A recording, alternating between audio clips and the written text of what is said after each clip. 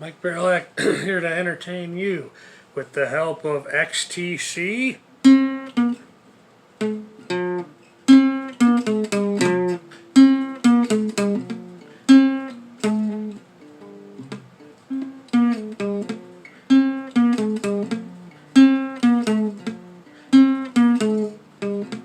I'm stupidly happy.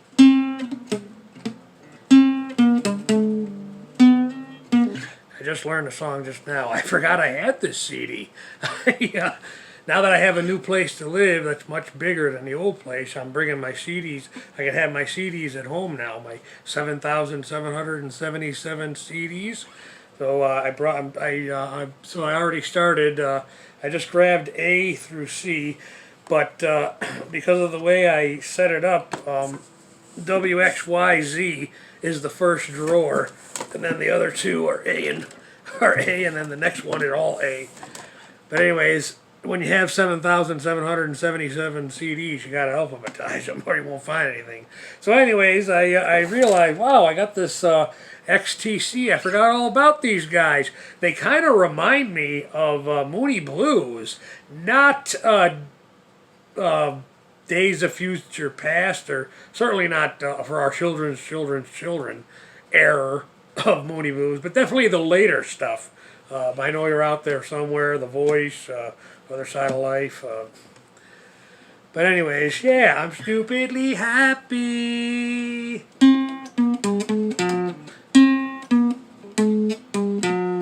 Everything's fine.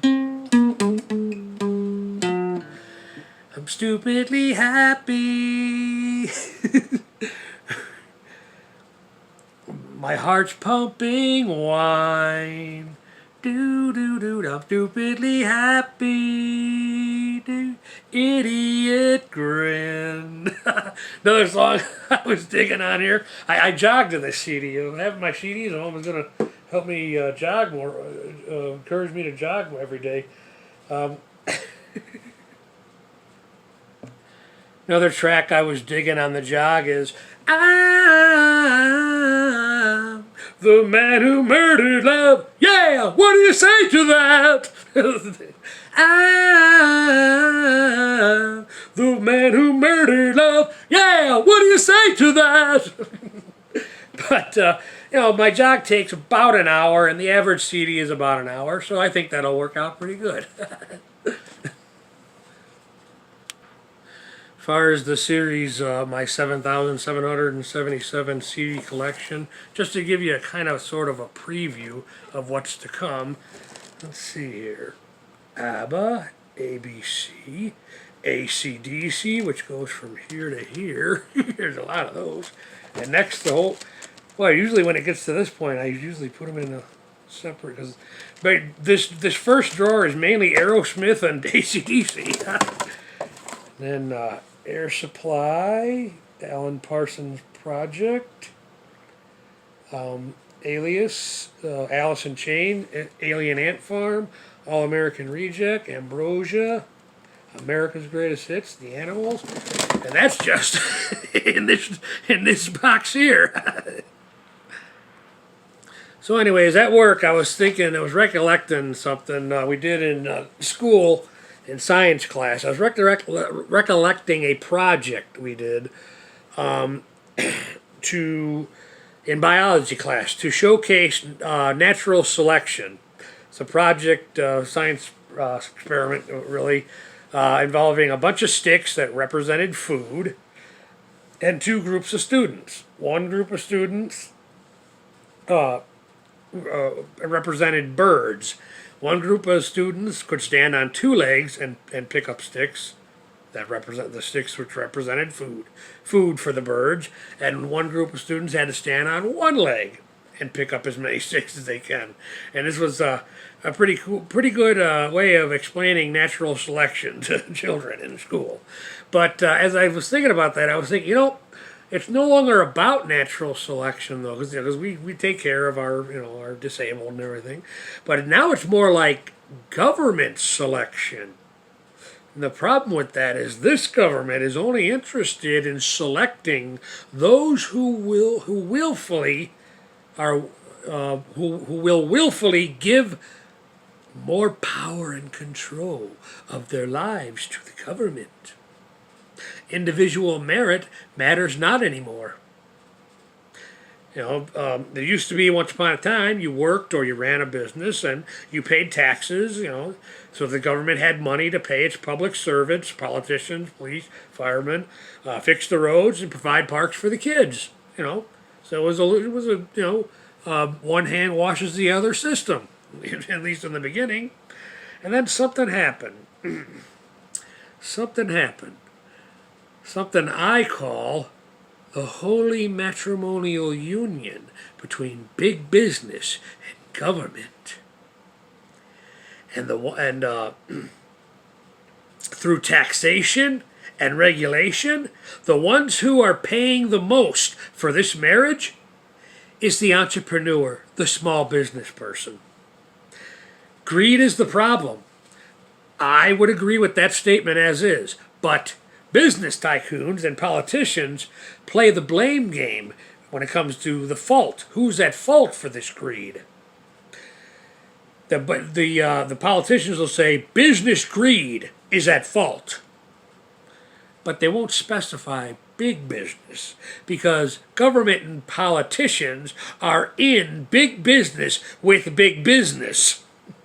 And at these cocktail parties, big business person will say, "Hey, you told the voter that I was greedy. What gives? You want me to tell them about you politicians' greed? Isn't that why you U.S. politicians got in bed with big business in the first place? Because that lifelong salary," and you can look that up, kids, don't take my word for it. A public servant's salary is for life, no matter what.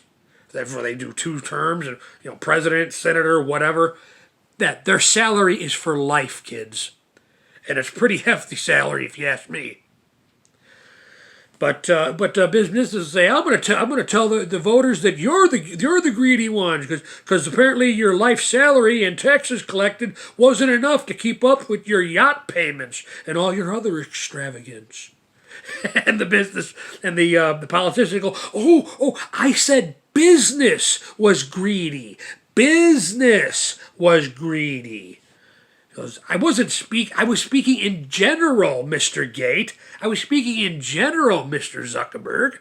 Yeah, I didn't mean your glorious and righteous organization. They all have their hands in the pool. So I was speaking about the entrepreneurs, those silly peasants who think they deserve a piece of the American dream. The ones who are obviously ignorant to the reality that it is our power that became the end game to the American dream. John Lennon warned these fools. There is room at the top, they are telling you still. But first you must learn how to smile as you kill. John Lennon. The sooner these peasants accept our control over their lives, the better. And then the politicians, the businessmen, they all shake hands and say, "Amen," and "A woman." And then uncontrollably laugh amongst themselves. And this is the reason I will not vote for a candidate who says, "Vote for me, I'm for unions." Now, if you're for unions, that means you're also for big business and big government. All right. I got a good jog in today to this XTC CD. I'm going to end this video with something that I came across from Jordan Peterson. Guy, I heard the best advice I've ever heard that I've heard recently. On social media. It came from Jordan Peterson. It says, the best thing you can tell a male in this country and on this planet, become a total jerk. And then teach yourself. Learn to control it. Awesome. I wish somebody would have told me that when I was young. Mike Verlick, thank you for your time.